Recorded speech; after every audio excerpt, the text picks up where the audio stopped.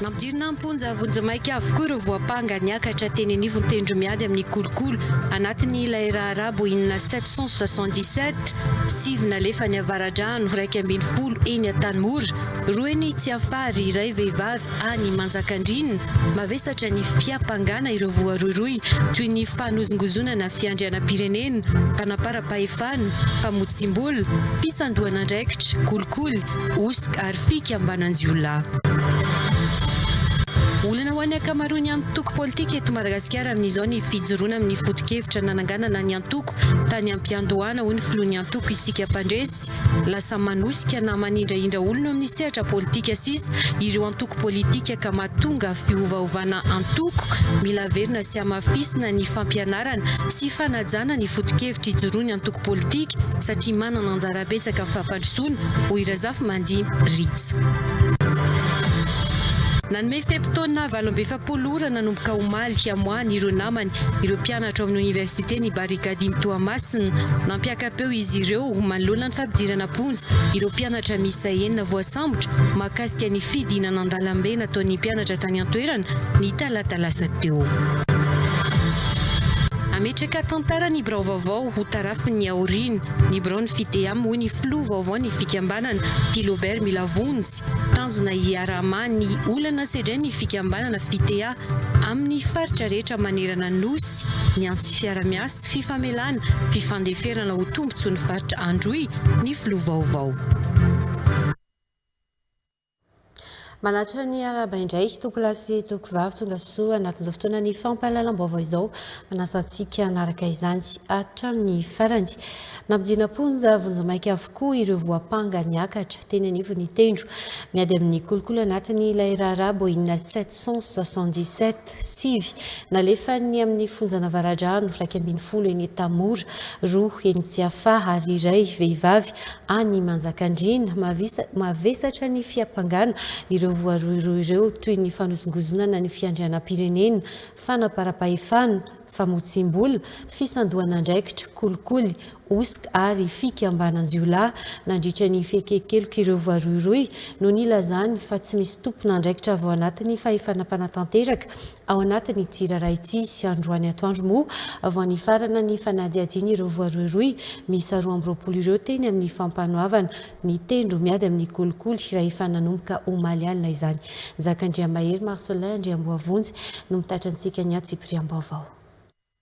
Androany atoandro vao vita ny fanadihadiana ireo voaroiroy manoloana ny raharaha fandefasana antsokosoko ireo fiaramanidina miisa 5 any Iran tena anivon'ny fampanaovana tendro miady amin'ny kolikoly Pâques.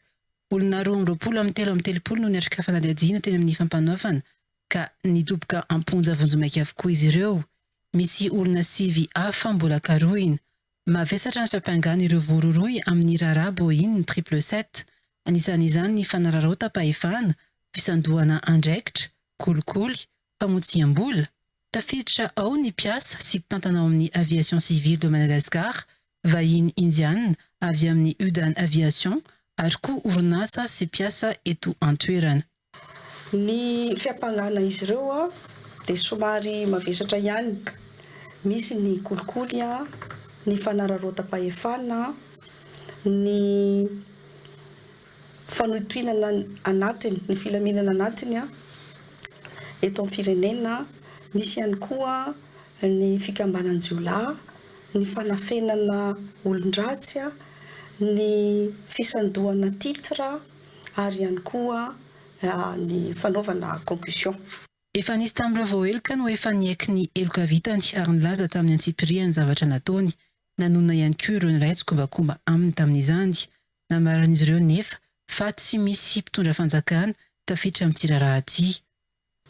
Ny lalam-panorenantsika ao amin'ny andininy fa 13 dia mazava tsara fa ny membre ny gouvernement izay voahenjika dia mamaly izany eo anatrehan'ny haute cour de justice. Ka fotoana tahaka izao mba hampatsahivina an'izay andinin-dalàna ao amin'ny lalam-panorenan'izay satria matetika dia heverina fa hoe ny pôle anti-corruption foana no afaka mitsara ny raha lehibe rehetra mahakasika ny olon-drehetra izay manana toerana eto amin'ny firenena. Hatramin'izao, hatramin'ny nanombohan'ny famotorana savaravina dia mahita tsika ao anatin'ny tonta-taratasy ao fa misy voapanga dia tena manaiky, manao aveu zany, ary mitantara amin'ny atsipiriany mihitsy ny zavatra nataony rehetrarehetra sy ny olona izay niaraka ny sala tamin'izany, saingy amariniko kosa nefa fa tsy misy mpitondra na anankiray ary izay mbola voatonona ao anatin'io raharaha io. Nandritra ny fanadihadiana savaranandro na enquête préliminaire nandraisan'ny FBI anjara fa tsy miditra teny amin'ny PAC. Manontany ny rehetrarehetra mahakasika n'ilay FBI. Ny FBI dia tonga teto tokoa niara-ny salahy sy ny fandrombona tamin'ireo mpanao famotorana savaravina, ireo mpikaroka fandikan-dalàna zany, l'officier de police judiciaire izay ny brigade criminelle no nisahana an'izay. Kanefa tsika izao efa tia amin'ny fitsarana, efa tia amin'ny pôle anti-corruption tsika, dia tsy afaka hiresaka betsaka mikasika an'izany izahay satria efa zavatra hafa notrehana aty fa tsy ny famotorana savaravina intsony. Tamin'ny 12 sasany atoandro teo no vita ny fitsarana ireo olona 20 teny amin'ny PAC 17 hektara nadoboka amponjavondomaika avokoa. Nosarahana ny fonja nandefasana azy ireo ka ny sivy nalefa eny Avaradrano, ny 10 ao Antanimora, ny 2 eny Tsiafa ary ny 1 nalefa any Manjakandriana. Misy 4 ireo voatany amin'ny piasan'ny ACM, directeur de la supervision, de la sécurité, DSE, miandraikitra ny lafiny teknika rehetra amin'ny ACM, inspecteur nijery ireo fiaramanidina tany Chine, agent roa nanome ilay code transpondeur ahafahan'ireo fiaramanidina Boeing 777 misy 10 ireo anidina. Ankoatra ilay karana sy gasy tompon'ny orinasa UDAN, dia miampy olona 10 avy amin'ny orinasa UDAN, gardien, secrétaire, garde du corps piasan'ny orinasa UDAN, ankoatra n'ilay karana sy gasy tompon'ny orinasa. Olana ho an'ny ankamaroan'ny antoko politika eto Madagasikara amin'izao ny tsy fijoroana amin'ny foto-kevitra nananganana ny antoko tany am-piandohana ho ny filohan'ny antoko isika mpandresy, lasa manosika na manindranindra olona eo amin'ny sehatra politika sisa ireo antoko politika ka mahatonga fiovana antoko. Mila velona sy hamafisina ny fampianarana sy fanajana ny foto-kevitra ijoroandro antoko politika satria manana anjara betsaka amin'ny fampandrosoana ny Madagasikara ny antoko politika raha ny fanazavana ny Razafimandimbiritsa fanampanazavana. Misatra ny amin'ny 5.9 amin'izao ny isan'ireo antoko politika misy eto Madagasikara raha ny antotany safarany ho an'ny taona 2024 teo anivon'ny ministerany Atany. Maro amin'ireo antoko politika no tsy hita soratra mihitsy na dia anatin'ny fotoanany fifidianana azy. Saika ireo antoko politika lehibe hatrany no hita mifaninana sy mifandray amin'ny sehatra samihafa. Anisan'ny lesoka hita eo amin'ny sehatra ny tontolo politika ny mahalasa fitaovana anindraindrana olona fotsiny ny antoko politika eto Madagasikara ho ny filohan'ny antoko isika mandresy. Maro noho izany ireo mpikambana eny anivon'ny antoko politika na ireo mpanao politika no lasa miovaova antoko sy miovaova loko noho ireo zava-misy ireo. Ny hitantsika olana amin'ny resaka antoko politika amin'izao fotoana izao dia araka ny teneniko teo hoe manana anjara goavana be ny antoko politika amin'ny fanabeazana ny mpikambana ao aminazy ahafahan'izy ireo masaka raha-poti-kevitra tsara. Dia izay ny anisan'ny lesoka lehibe ka lasa misy olona tsy manana foto-kevitra marina sy ara-dalàna fa lasa mifindrafindra fotsiny izany noho izay foto-kevitra tsy marina sy ara-dalàna izay dia lasa mifindra makatsy dia anisany olana goava-be ho an'ny antoko politika izay tsy fanabeazana ny mpikambana ao aminazy. Tokony hokoloina eny anivon'ireo antoko politika ny fanajana foto-kevitra nananganana ireo antoko politika. Tena manana andraikitra amin'ny fampandrosoana ny firenena mantsy ny antoko politika. Ho an'ity antoko ity, hifantoka amin'ny fametrahana ny fototra ijoroan'ny antoko eny fotony ny asa atao ahafahana mametraka toe-tsaina manaja ny foto-kevitra ny antoko, hisorohana ny fizarazarahana na fiovana antoko eo amin'ireo mpikambana. Mbola manabe an'ilay zazakely izahay izany amin'izao fotoana izao dia ao anatin'izay fanabeazan'izay dia ireo mpikambana rehetra ao anatinay no imaty-matesanay aloha amin'izao fotoan'izao mbola tsy mieritreritra mirona makany amina fifidianana mihitsy ny aloha ankehitriny fa mifotra tanteraka amin'ny fanabeazana ny mpikambana rehetra. Anisan'ireo antoko politika zandriny indrindra eto Madagasikara ny antoko tsy mbola isehatra amin'ny fifidianana samihafa ny antoko fa anamafy kosa ny fanapariahana ny foto-keviny ho hiatrany ny filohan'ny Androany. Nanome fepitona valombe fapolora nanomboka omaly amoany ireo namany ireo mpianatra amin'ny université ny Barikadimy Toamasina nampakapeo ireo mpianatra Barikadimy manoloana ny fampidirana ponja ireo mpianatra miisa enina voasambotra mahakasika ny fidinana an-dalambe nataon'ny mpianatra tany an-toerana ny talata lasa teo hetsika izay naratrana mpandeha tamin'ny lalam-pirenena farosina Simbana fananan'olona ihany koa. TV+ Toamasina.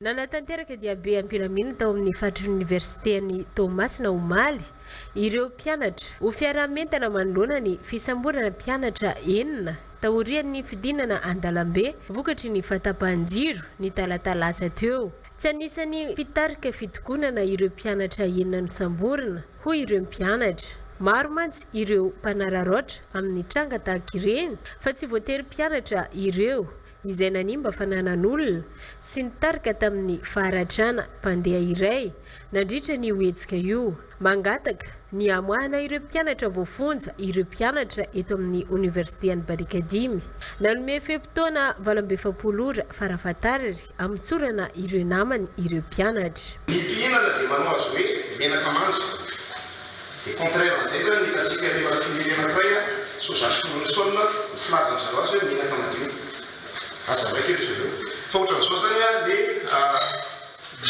izy hoe ny mpianatra namanay izay tsy manatsiny nefa nijapiany ireo olona magnararaotra ny mpianatra isaka izay manao hetsika ety amin'ny anjerimanontolo matetika dia misy ireo olona mijapy ka meloinay amin'ny herinay manontolo ireo olona mpijapy manimba ny imaziny université sy imazinay mpianatra miantso ny tompon'andraikitra ety amin'ny farany izahay hijery vahaolana aingana ary amoaka ireo namanay tsy manatsiny any amponja amin'izao fotoana izao. Manoloana ireo namanay izay tazominany anefa izy ireo tsy anatiny na tsy nanjay anjara amin'le grevy na manifestation nataonay anefa sambosamboriny ireo manam-pahefana satria izy ireo mila résultat dia zay namanay tsy manatsiny no samborina dia tsy manaiky izahay fanampin'izay ireo namanay lasan'ireo dia maratsa koa kabokaboina mitovy amin'ny dahalo anefa izy ireo mpianatra mitovy aminay koa dia manameloka izany fihetsika zany izahay ary mangataka ny fiboahany ireo namanay ireo. Nanamafy ny fialantsiny ho an'ireo niarambona teny amin'ny lalam-pirenena faharoa ireo mpianatra.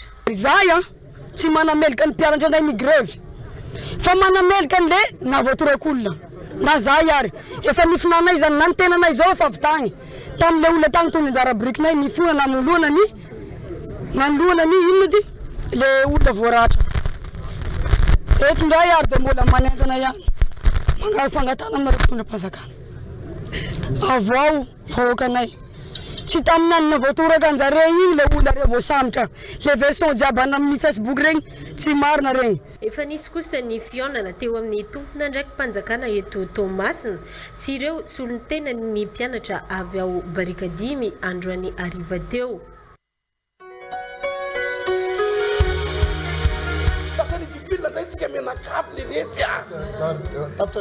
Ny autoroute tena ilaina fa tsy zesta teknika rehefa mba hoe lava be zao tenako anao matonga nanteny hoe zesta teknika io dia zao écoute moi ny zavatra ataoko hoe zesta teknika dia zao nitao amorisy tsy nitabatabatra tsy zesta hoe anao autoroute fa manao autoroute anankitelo 1 million 200 tapitra ny anjara fotoana ny afidy mitsika lalana vao 20 kilometra maninona raha vao natao horesantsika zay maninona vao 20 kilometra resantsika zay zava-pana tety fandaharana tondresaka hoarahantsika ny alahady 14 aogositra ho avy izao amin'ny fitora sasany alina eto amin'ny TV Plus Madagasikara sy ny Radio Plus 100.2 FM iresahana mikasika ny fionana tampony Sadek ny fanokanana ny teleférika sy ny lala migodana makany Tomasina iarahana amin'ireo vahiny miisa 4 dikan'izany andrasolo ny dikan'izany dia zao raha ohatra ka tsy neken'ireo firenena enina ambe fito ambe folo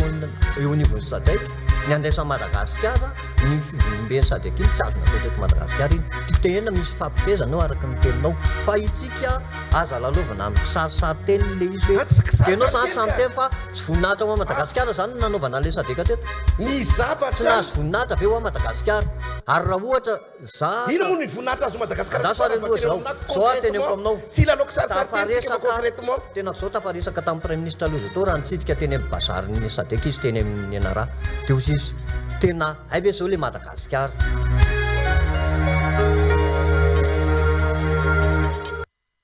santsony any amin'ny adihevitra hoenotsika ao anatin'ny fandarana adondresaka rahampitso ireny arahantsika ireny asaina ary isika anaraka izany ho amin'ny rahampitso alahady amin'ny fitora sasany ariva eto amin'ny TV Plus sy ao amin'ny 100.2 FM izay fandarana adondresaka izay anasanantsika hatrany ho an'ireo vaovao amin'ny lafiny sosialy kosa indray dia ho vita amin'ny volana aprily 2024 ny fanadiovana tanteraka ny lakan-drano C3 anisan'ny amana ny olany tondradrano eto Antananarivo rehefa fotoam-pahavaratra araka ny tatitry ny fandarana asa misehatra any fiarovana Antananarivo amin'ny tondradrano ny produire fotaka hatramin'ny enina metatra toratelo no efa afaka sifana hodina araka ny fenitra napetraka efa miasa ihany koa ny toerana fanodinana fotaka eny Arinarivo Ambohidratrimo ary efa miasa ny toerana fanatobiny ireo fotaka efa voadio eny Anosibe tafiditra anatin'ny tetikasa ho fiarovana ny tondradrano eto Antananarivo izany raha ny tatitra rahantsika amin'ny Eric Ranefsan. Olana fototra mitarika ny tondradrano amin'ny faritra maro eto Antananarivo renivohitra ny fahatsitsinan'ireo lakan-drano tsy maharaka ny fanarin'ireo rano mihoatra ireo lakan-drano no ny fako sy fotaka vokatra ny tsy fanadiovana araka ny tokony ho izy sy ara-potoana ireo lakan-drano. Anisan'ireo lakan-drano lava indrindra mirefetra any amin'ny 12 kilometatra mamakivaky tanàna maro eto Antananarivo ny lakan-drano C3 miala eny Nosibe mandalo Andavamamba 17 hektara ary atao madinika ary mivarina amin'ny lakan-drano ny Andriatany. Paikady iray ahafahana miady amin'ny tondradrano noho izany ny fanadiovana lakan-drano C3 amin'ny alalan'ny tetikasa produire mba tsy ny banky iraisam-pirenena vola. Efa ny 20% ny fotaka tokony esorina amin'ny lakan-drano C3 amin'izao no efa voala sy voahodina. Miditra amin'ny tena votoatin'ny tena tetikasa produire ny fanaovana ny fanalana fotaka ny lakan-drano ny C3 dia apetraka ao amin'ilay site de pré-traitement eny Anosy-be rehefa pré-traité eo izy ahenana ny rano ao anatiny dia afindra eny amin'ny site de confinement de bout de curage. Efa nanomboka ihany koa ny fandinana ireo fotaka amin'ny alalan'ny fametrahana ivitoerana fandinana fotaka eny Aranandriana Ambohidratrimo sy ny fametrahana toerana fitobiana fotaka voahodina eny Anosy-be. Araka ny fiterenana natao, tsy misy atahorana ny kalitao ny rano amin'ireo toerana nametrahana ireo ivitoerana fanodinana fotaka ireo. Hatreto aloha raha ny ataoko hoe ambangovangony amin'ilay analyse natao dia par rapport amin'ilay ataoko hoe référence manko ilay analyse tamin'ny voalohany dia tsy dia misy fanalavirana hoe ekara lavitra be fa mifanakaikaiky. Azo antoka zany hatreto aloha hoe mbola tsisy loto tafiditra any anatin'ny rano souterrain zany ao ambanin'ny site de confinement sy ny ranon'olona rehetrarehetra manodidina site de confinement. Manamafy hatrany teo anivon'ny tetikasa fa misy ny fitsirihana ny kalitaon'ny rano atao isaky ny 10 andro hiatohana ny tsy fahalotoan'ny rano vokatra ireo fotaka ireo. mafy ny asa fanentanana ho amin'ny fanadiovana ny tanàna ho an'ny fokotany Ampatsakana no ity toerana ity fandalovan'ny olona maro tsy ahitana fiantsona ny taxi be mivoaka ny renivohitra. Anisan'ny tena miteraka loto sy fanelingelena ny fifamoivoizana eo Ampatsakana ny fijanonan'ny fiara tsy voafehy, ny fanamboarana fiara eny amoron-dalana rehetra eny ka nanaova ny fikambanan'ny mpona mivondrona anatin'ny fikambanana FIAM fanentanana androany. Isay koa ny fanamboarana fodrafitrasa fidiovana sy fivoana misa telo eo an-toerana. Zakandre Mahery, Marcelin Andrembofontsy. Ilaina fanentanana ny vahoaka mba hanatsara sy hanadio ny tontolo manodidina azy manoloana ny asa vokatry ny asa mandraharaha andavanandro sy noho ny Ampatsakana toerana isambe mpivezivezy hoy ny filohan'ny fikambanana. Zao hetsika zao moa zany dia arak'izay tenenin'izay hoe anisan'ny fanentanana ny rehetrarehetra satria izahay rehetra solitena nisa tokantrano eto efa manome ohatra hoe io ny fahadiovana dia manentana antsika rehetrarehetra mba hitazona n'io fahadiovana io eto amin'ity faritra ity satria hitantsika fa betsaka koa mpandalo avany ambony any ho an'ny amin'ity faritra ity dia tena fanentanana koa izay satria rehefa io madio dia tokony ho tazomina izay. Isan'ny tena miteraka loto sy fanelingelenana ny famovozana eny an-toerana ny fijanonan'ny fiara tsy voafehy sy ny fanamboarana fiara eny amoron-dalana. Eto ihany koa no fiantsonana taxi be izay mampitony renivohitra amin'ny komina Menatsimo hatrany Ambatofotsy, Ambalavao izay misy manarifako eny rehetra eny ka anerany mponina Ampatsakana ireo tompona andraikitry ny kooperativa iara-entana amin'ny fanadiovana. Manentana ny tsy hanamboarana fiara eny amoron-dalana ihany koa ny FIAM. Fanamboarana moto na tôbila entanitsika mba hisy plasy anaovana an'ireny satria dia reny koa anisan'ny miteraka loto ary manangona olona koa reny amin'ny resaka tsy fandriam-pahalemana. Izany miteraka loto ny fanaovan'ny olona maloto eny amin'ny elakelan-trano sy toerana takotakona. Ezaka ihany koa ny fanamboarana fotodrafitrasa fidiovana sy fivoahana misa telo ka isan'izany ny eto amin'ity toerana ity. Ezaka akaiky aloha ny efa vita ity fanadiovana ity dia ny fanatsarana ireo totohatra ireo le avetsy isoraka midina ty Ampatsakana ohatra ny fanatsarana ireo ho avy. Ny manarak'izay dia ny efa eo am-panomanana izay ny taratasy raha izay malaza azy hipaka any amin'ny isan'ambaratonga any amin'ny fitiny mahefan'izany amin'ny urinoir na ny fipipizana ho apetraka. Misy point anakefatra no efa nieritreretanay fa ho hita eo hoe ahoana ny anamboarana an'izay. Ny roso tamin'ny fanadiovana tanàna eo Ampatsakana androany ny mponina Ampatsakana mivondrona ao anatin'ny fikambanana Ampatsakana. Andeha hanaraka ny resam-pendrairsika.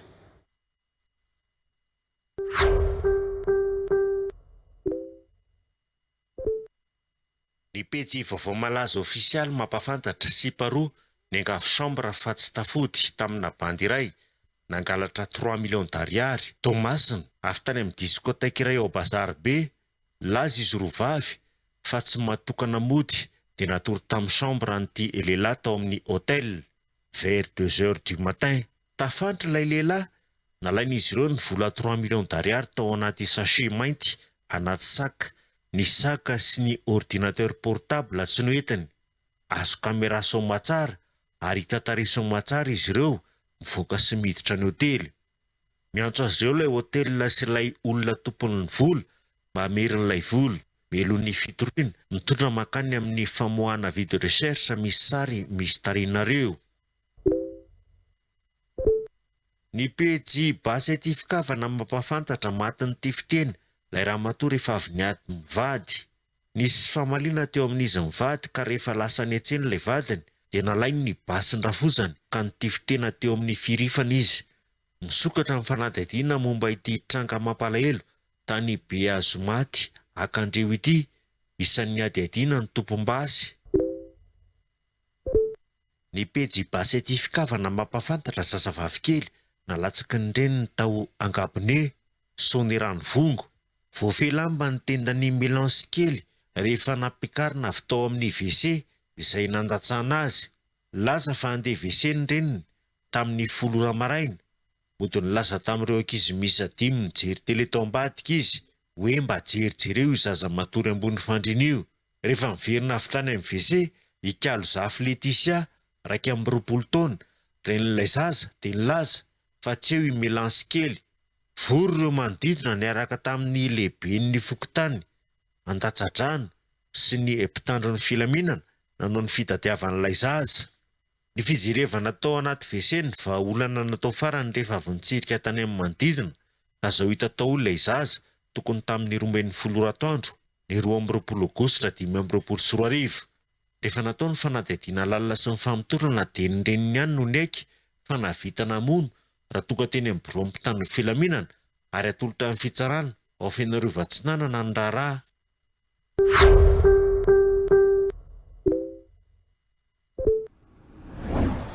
Maro ireo mpiasam-panjakana tsy maka ny fahazon-dalana ahafahana mandeha mitahiraka amin'ireo rafitra miay azy eo ambony fa manao izany amin'ny anarany tenany manokany manararo-pahefana amin'ny toerany alehany ireo mpiasam-panjakana maka ny anarany mandeha amin'ny anarany manokana ireo azafady raha ny fanazavana anisan'izany ny mitranga ao Brickaville amin'izao izay mibodo tan'olona ireo maka taratasy fahazon-dalana amin'ny anarany tenany manokana ireo mikerandriam-bolaza ary fidy Rakotomanalina. Voafaritra ny lalàna ary tafiditra ao anatin'ny fitsipifezan'ny mpiasam-panjakana ny tsy maintsy akana ny taratasy fahazon-dalana na ordre de mission ho an'ireo mamitahiraka ivelan'ny faritra iasany. Maro ireo mpiasam-panjakana tsy maka ny fahazon-dalana ahafahana mandeha mamitahiraka fa manao izany amin'ny anaran'ny tena manokana manararo-pahefana amin'ny toerana lehany ireo mpiasam-panjakana maka amin'ny anaran'ny tena manokana ireo. Anisan'izany ny mitranga ao Brickaville amin'izao izay mibody tanin'olona ireo maka taratasy fahazon-dalana amin'ny anarany tena manokana ireo. Mazava aty miboaka ny tany ty amin'aty efa nandeha ny procédure rehetra rehefa finisy fampitoriana efa niditra tany am-ponja ireo olona ireo ary ty ny raha zao hatrany amin'ny cassation resy ireo olona ireo magaga fa misy mpiasan'ny ministère ny fananantany manao descente any ary angatany le fianakaviana ny ordre de mission tsy asehony mpiasam-panjakana manao mission tokony manana ordre de mission mazava zany ary tokony asehany ary tsy raha ohatra ka ny tsy ny intérêt tsy raha chef de service venao de chef de service any misigné ordre de mission de azakena manakrota ny tena mampalahelo le fianakaviana lasa mena sen'le olona adversaire zay olona efa voasazy miantso ny tompona andraikitra zany zao satria ekena misy an'le doléance sy raha anatin'ny ministère ny fananantany fa tsy atao an'izany le vahoaka madinika tsy ekena zany ary tsy mijoratra amin'ny fara miantso ny tompona andraikitra anatin'ny ministère mba hijery an'izany fa tsy azo ekena zany mpiasam-panjakana mamitahiraka mety amin'ny anarany ihany nanaovany ordre de mission manana lehibe le olona samy mpiasam-panjakana tsika mifankafantatra zavatra tokony atao efa nisy erreur be ny resaka administration nataony zareo mbola manao azy zareo miantso ny tompona andraikitra rehetrarehetra miantso ny paky sy ny bianco mba andren-tany ty zavatra lasa mandreraka le corruption anatin'le ranga mba araka fomba fijeriko anazy tsy anaika zany hatrany fara satria efa ela be dadilako mipetraka teo maty moa izy de zay mandova anazy tanynay io tany io raha manana taratasy ty olo reka miteny tompony tany de avaly taratasy. Nampafantatra ireo tranga manjo azy ireo ity ireo solotena amponina ao Brickaville. 10 mahery ny fitambaran'ny trangana loza mpifamovozana niseo teto Antananarivo tao anatin'ny roa volana nahatratra 7 ireo olona namony ainy raha ny antotany Savoaray teo anivon'ny foibe fitsarana fiarakodia ny tsy fitandreman'ny mpamily sy fandehanana mafy avokoa no antony tonga izany ezaka tao ny fanamafisana ny fahaiza-manao ny mpamily fiara sy ny mpitondra kodiaran-droa rehetra mba ampihenana ny loza mpifamovozana amin'ny sy mitranga eto amin'ny nosy raha nitatra eo anivon'ny foibe fitsarana fiarakodia hatrany. Gracia Andretsy toerana. Tsy mitsaha mitombo ny loza mpifamovozana anaty eto Antananarivo na eny amin'ny lalam-pirenena indrindra tao anatin'ny vanim-potoana ny fiaraha-tsasatra tahaka izao. Tao anatin'ny 2 volana teo anelanelan'ny volana Jona hatramin'ny 10 Aogositra dia efa nahatrahana mahery ny 10 ny trangana loza mpifamovozana teto Antananarivo izany amoizana ain'olona mandina ny 7 sy naharatrana olona 170. Ireo raha ny antotany Savoaray teo anivon'ny foibe fitsarana fiarakodia. Maro ny antony tonga ny loza ka tafiditra anatin'izany ny tsy fitandreman'ny mpamily fiara sy ny mpitondra fiarakodiaran-droa sy ny fandehanana mafy eo ihany koa ny tsy fatomombanan'ny fiara izay mandina ny 12 ny ta. Rehefa vanim-potoana ny fialan-tsasatra tahaka izao dia maro ny olona mandeha ary tena miakatra ny tany loza mpifamovozana mahazo ny taxi brosy reraka ny mpamily kanefa manao dona miverina avy hatrany izy ireo raha vao mahita mpandeha. Raha ny fanazavana voaray avy amin'ny foibe fitsarana fiarakodia etsakirany tsy voahaja intsony ny fisian'ny mpamily roa anatin'ny fiara iray sy ny fotoana akana aina. ezaka ataonareo tompon'andraikitra ny fanamafisana ny fahaiza-manao ny mpamily fiara sy ny mitondra kodiaran-droa rehetra mba hanenana ny lozam-pifamoivoizana amin'ny sesy sy mitranga eto amin'ny nosy. Ankoatra izay, ilaina ary tsara hainy mpampiasa lalàna rehetra ny fifehezana ny lalàna fifamoivoizana sy fanarahan-dalàna. Nambaran'ireo tompon'andraikitra fa mila mitandrina ihany koa ny mpamily manoloana ireo lalàna amboarina rehetra amin'ny lalàm-pirenena samihafa.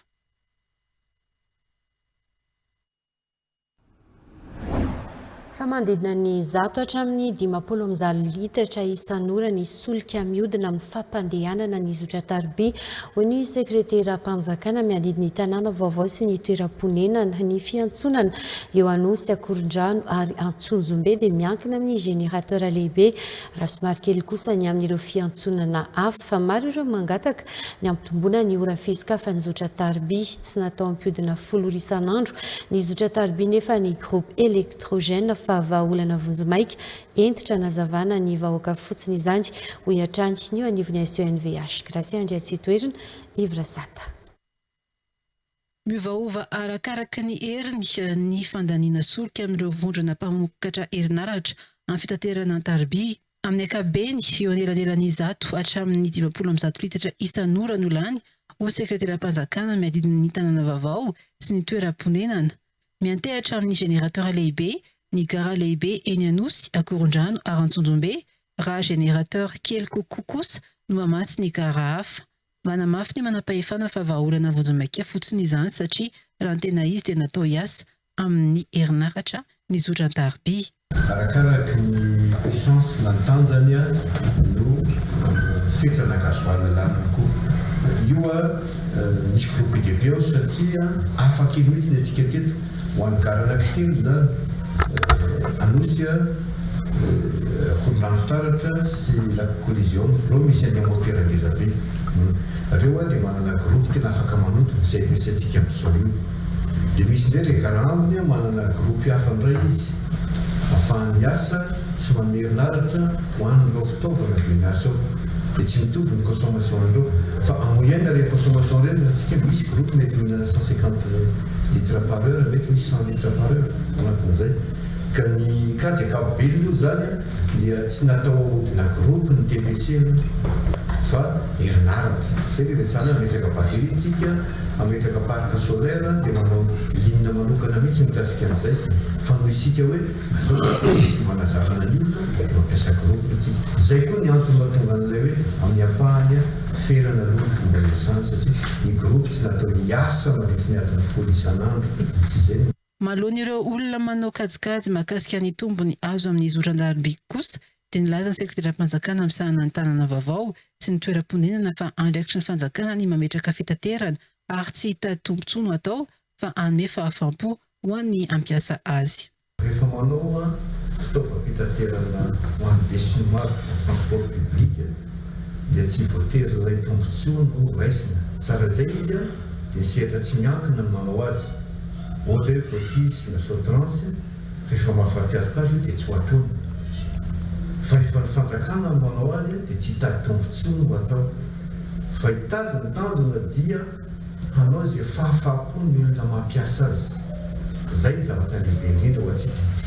Raisin'ny olona manolotra fitaovam-pitaterana ho an'ny olona rehetra dia manao fahafapo ny olona mampiasa azy. Karaha zay ny tanjona dia tsy dia azo tenena loatra ny hoe rentabilité manao kajikajy. Satria andraikitry ny fanjakana no manao an'izay asa fitaterana izay manatsara an'izay.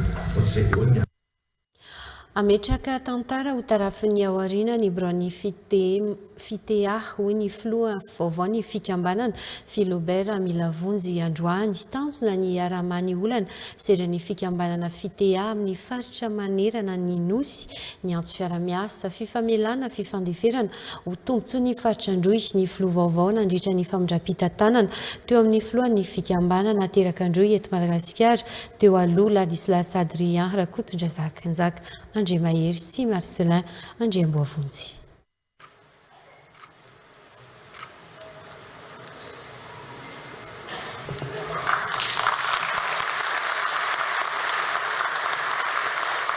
Fifandaminana ankitsipony nanaovana fifamindram-pitantanana teo amin'ny filoha teo aloha Ladislas Adrien Rakotondrazaka sy ny filoha vaovao ny fikambanana Fitea na ny fikambanana teraka andro Madagasikara ny solombavam-bahoaka Philibert Milavonjy androany ny antso fiara-miasa fifamelana fifandeferana ho tombotsoan'ny faritra andro ny filovavao nandritra ny fifamindram-pitantanana teo amin'ny filohan'ny fikambanana teraka andro Madagasikara FITEAM. Raisina ampitiavana, raisina ampanetentena satria diso fantatro ny fahasahiranana sy ny olana rehetra izay tsy maintsy ho sedraina amin'izao fitantanana ny fikambanana izao satria iarahantsika mahalala fa eran'ny tinosy ity dia misy zanaka sy teraky androy izay misedra olana maro samihafa nefa noho ny fitokisana napetraky nareo mambra sy filoha ao anatin'izany fikambanana izany ny tenako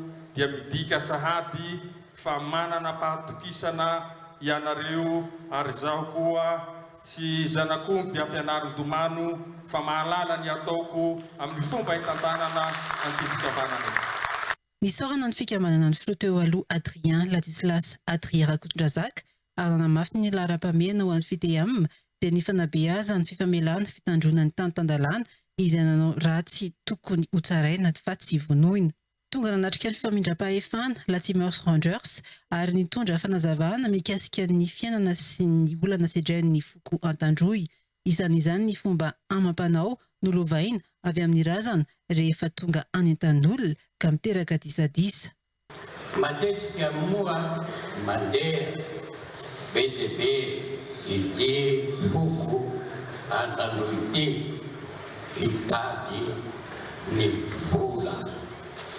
Zahay topilasy topivato reny hitanareo reny mivarotra saborana osy satria nareo matahotra mpamosavy. Zahay reny hitanareo mivarotra mangidy ombeny reny. Zahay no manao gardien ny karana miampina ny magasay. Mbola zahay mivarotra ferarona fatury eny Ambalapao Isotry. Zay avokoa reny. Ary zahay reo rehefa mandeha hitady an'izay vola zay manana ny fomba mampanao ny razanay zahay ka miteraka olana ny fiarahamonina manerana ny Madagasikara. Zavatra fantako tsara zany satria membre ny CFM taloha conseil ny fampihavanana malagasy. Reo ny famiady amin'ny tsy mihety ny Antandroy.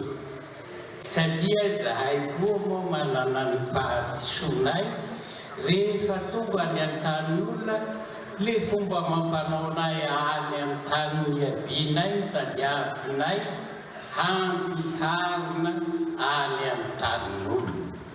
Koa zavatra tolo-kevitra voalohany raha mba vitanareo re tompolasy tompovavy nanao trano fonenana manerana stationnement ny taxi brosy mba hitoerany reny le fianakaviantsika le tonga avy any amin'ny tany natantsika reny mba hitoerany.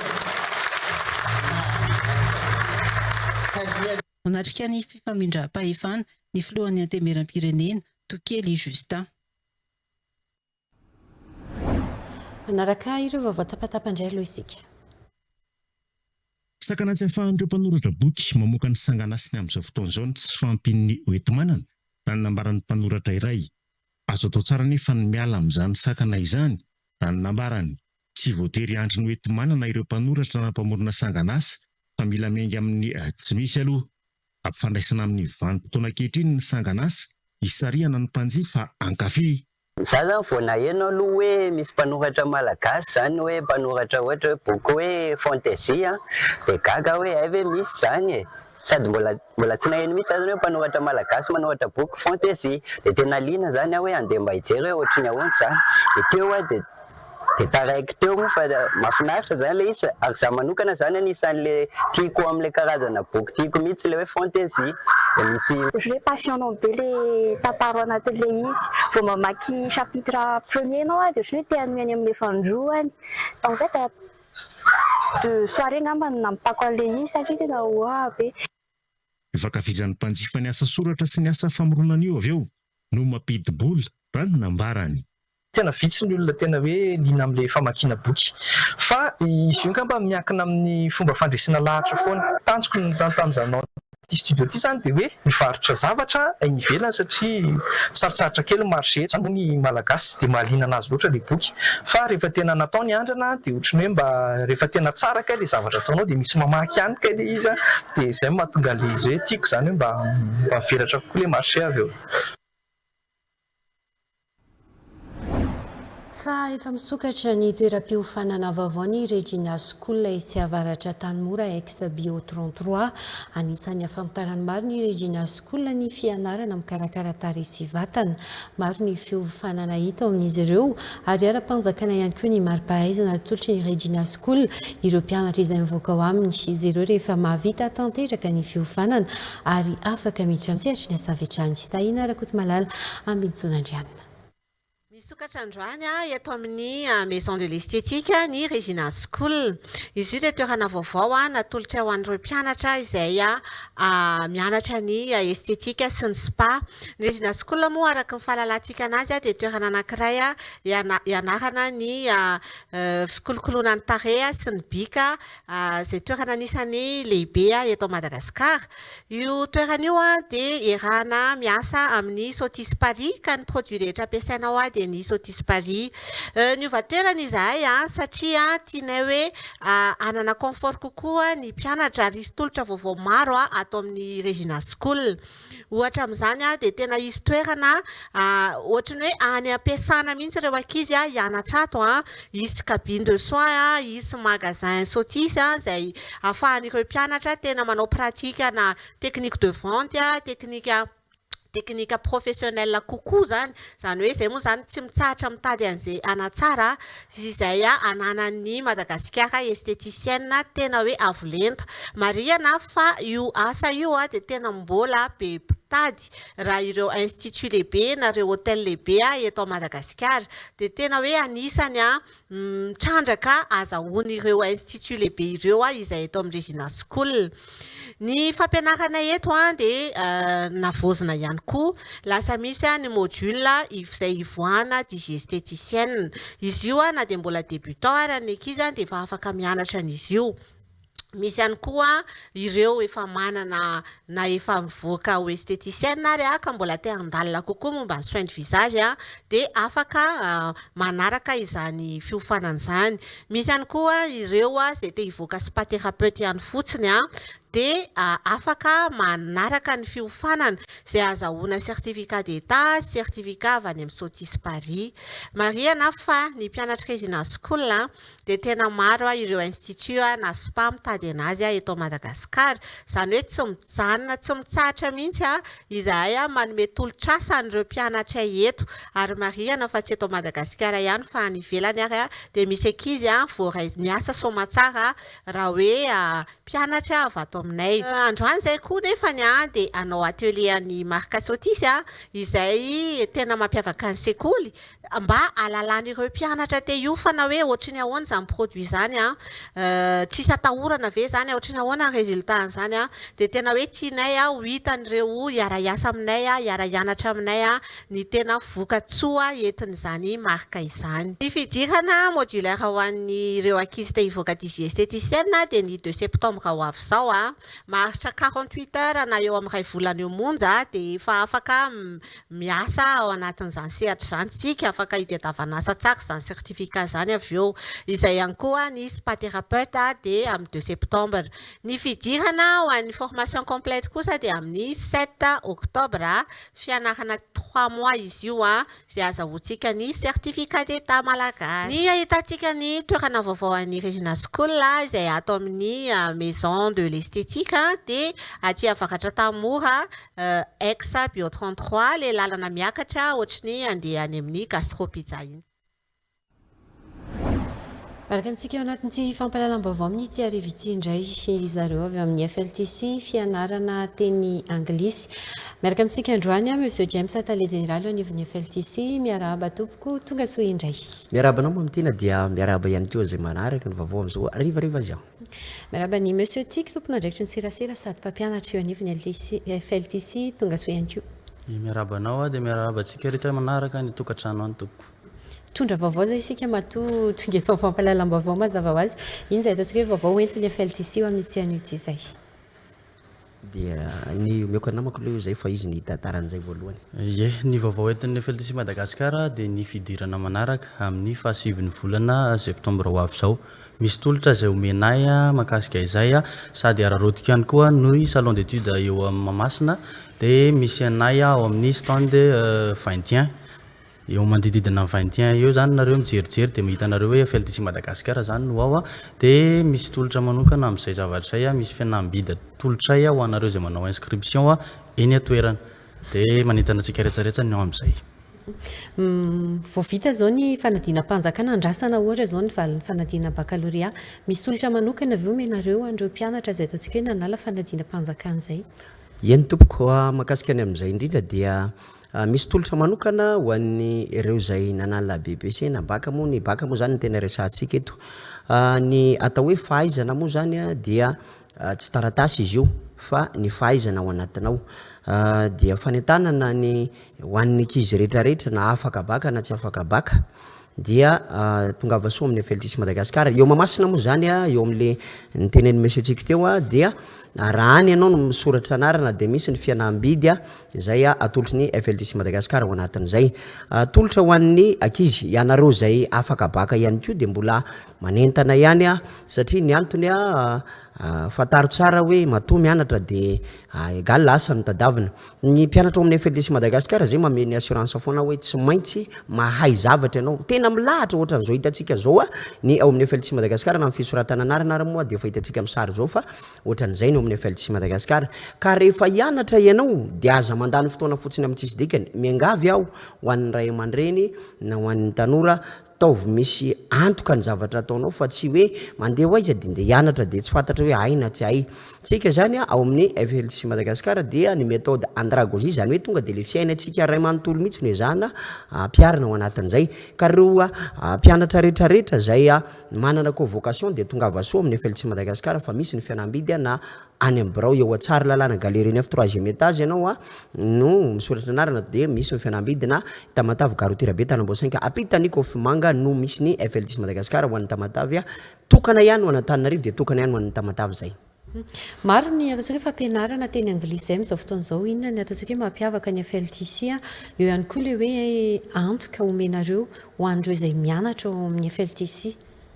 Ny antoka hoe omen'ny FLTC Madagasikara zany zay antoka izay dia hoe araky ny fanafantarantsika sy nampalaza ny FLTC Madagasikara hatramin'izay dia ny hoe tsy maintsy mahay.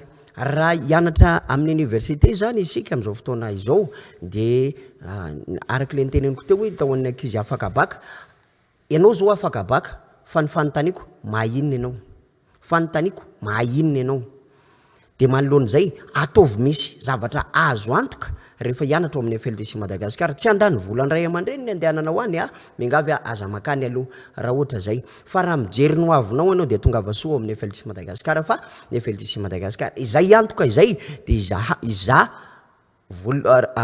tompona andraikitra voalohany ao amin'ny FLTC Madagasikara mahasamy teny ianao hoe teneno hoe avereny ny volako raha ohatra ka tsy mahay ianao vaovokako ao satria ny antony ny volanao tsy nariana fotsiny. Ny antoka tamin'ny herinandro lasa teo zao maromaro ny ankizy lasa tany Inde na mahay teny anglisy ireo dia lasa nahazo bourse tany Inde ireo dia misy ihany koa no lasa any France zao tafiditra amin'ny université izy dia misy ihany koa no lasa any Canada vao tamin'ity herinandro ty daholo zao zay resahako aminareo zay. Ny tombontsoa lehibe zany rehefa mianatra ao amin'ny FLTC Madagasikara dia ny antoka mipetraka foana hoe tsy maintsy mahay tadidio dia rehefa tonga eo amin'ny akay ianao dia zay antoka teneniny eo tazomy amin'ny teniny izy fa raha voadiso zay aza mandovola.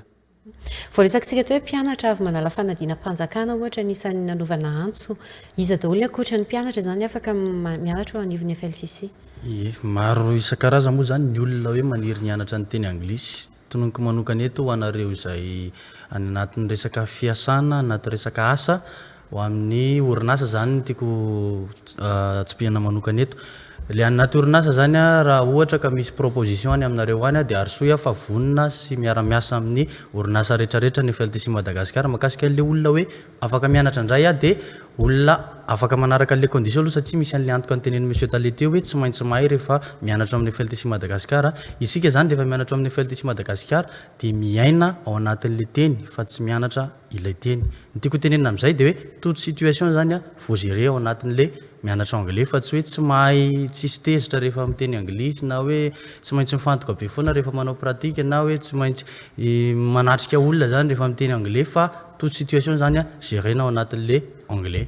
Dia ny dikan'izay zany hoe ny olona rehetrarehetra izay afaka manaraka an'le condition amin'ny FLTC Madagasikara zany dia afaka mianatra avokoa. Amalatsika azy ny fanentanana hoentinareo ankijery. Fanentanana izy aloha dia anary efa avy eo mari tsara marina kely makasika le Facebook. Somary misy olana kely ary ialana tsiny be dia be mihitsy ao amin'ny page Facebook eo misy compte fake zay dia somary manahirana be mihitsy moa zany le izy fa rehefa manao recherche nareo ao amin'ny Facebook ao dia somary akisaka kely makeo amin'le page iny le izy dia ny logo an'ny FLTC Madagasikara mangamanga zay fa tsy izy ilay misy an'ny sarin'ny bâtiment an'ny Galerie Neuf iny tsy izy zany iny fa compte fake iny fa misy an'ny FLTC Madagasikara dia ao amin'le logo mangamanga ihany. Fanentanana angamba manentana antsika rehetra hianatra ny teny anglisy satria maro be ny vokatsoa azo ao amin'io. Tsy teny fotsiny aho hoe ny fahalalanao ny opportunité be da be misokatra ho anao any ivelany sy ny asa rehetrarehetra na dia eto toerana fotsiny ary tsy hitovy mihitsy ny olona miteny anglisy miteny langue hafa tsy tsotononga eto moa hoe langue ohatrany ahoana fa hafa mihitsy zany izay langue anglais zay. Ya, napiko an'izay dia ny fanentanako ho anareo ray aman-dreny. Anontany tsara ny zanakao aloha zay vao alefa any amin'ny FLTC Madagasikara. Raha piditra mpianatra amin'ny université anao dia fantaro tsara hoe sura ve izy fa hiasa ao aorianan'ny fianarany. Fa raha vao zavatra point d'interrogation mbola ho ataonao dia miangavy aho aza mandany volany amin'izay. Tsy miady tsy hoe le any amin'ny université kory ny ratsy fa raha hianatra ianao nefa faty antoka le izy rehefa avy eo dia zava-poana ihany zay. Ny ray aman-dreny efa tena mijaly vao mahita le vola andoavana Nicolas isam-bolana nefa mivoaka avy any le zaza rehefa avy eo mbola tsy miasa ihany zava-poana zany zay rehetraka izay fa zao ny angatahako aminareo ho an'ny mpianatra fantaro tsara ny tokony atao fa tsy hoe ianona nanao gestion dia ndia hanaraka an'iny koa fa noavinao dia ampelatananao ny dada sy ny vola ny vitany fa ny anao kosa dia ianao no miantoka ny mahavinao anatin'izay manentanao satria ny FLTC Madagasikara tsy hamitaka anao langue ny resahako fa asa be dia be ny zavatra azo atao ny makasika resaka langue raha ny amin'ny FLTC Madagasikara fotsiny no lazaintsika anentana nareo amin'ny teny anglisy As we were talking here, a lot of people were coming out FLTC Madagascar and they've got a lot of experiences when it comes there because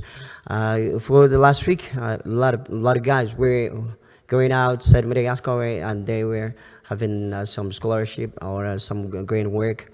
That's why I invited to join FLTC Madagascar because FLTC Madagascar could promise you for everything you want. You could do some different job about it, right? So English is really important in the world. So I wish you to join FLTC Madagascar. I promise you because I could say I can refund the money when you are not good at English within a few times. FLTC Madagascar, when we are saying that you have to be good in it, then you have to be good in it. You can keep our word in this time. So FLTC Madagascar is the best school ever here in Madagascar. Tokana ny misy atsika tsara lalàna Galerie Neuf 3e étage. Eo tsara lalàna ho Antananarivo tokana fa tsisy akoatr'izay ary Gare routière be Tanambao 5 apitan'ny Kofimanga. Ankasitrahana feno ary ianareo tao anivon'ny FLTC makasitraka indrindra tompoko. Andeha raha antsika indray aloha ny voambolana.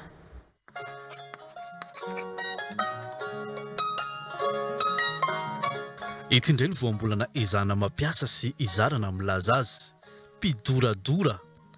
Ny hevitry ny hoe mpidoradora dia ilazana olona tsy manana aya fatra-pidoka teny be haimbava. Amin'ny teny frantsay ny malaza azy dia hoe fanfaron na koa hoe faire le fanfaron. Voambolana izay azo ampiasaina amin'ny andavanandro ohatra ao anatin'ity feza teny manaraka ity rehefa amin'ny teny malagasy. Ny lalantsaina ao amin'ny tantaran'ny Spiderman ho lasa mpidoradora akory raha be fahefana fa atoena ndraikitra makadiry miandranao ao anatin'izany. Hitantsika ihany koa ivombolany ohatra ao anatin'ity fehezanty manaraka ity rehefa amin'ny teny malagasy. Marina fa miroborobo be ianao ary tany mafy ny azo, saingy ao ka tsy ho lasa mpidoradora fa tsy misy mahalala ny raha-pitso, na koa hoe lazay mipiraita-po amin'ny fampidoradora izy ary tsy safidiny ny olona anehoany izany fa amin'ny olon-drehetra hitany.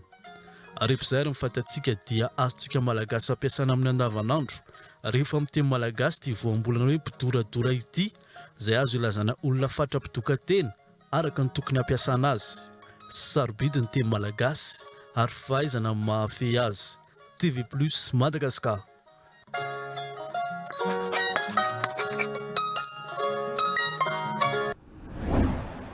Rehefa sabotsy taky izao moa no anarantsika ny fandarana ny aty aminay arana amin'ny Mika Randriamolaza nasanantsika sady anaraka izany amin'ny tapany faharoa amin'izao fampahalalam-baovao izao. Izy kosa dia mankasitraka antsika rehetra nanaraka ny fampahalalam-baovao hatramin'ny farany mamay fotoanantsika amin'ny manaraka indray. Veloma tompoko.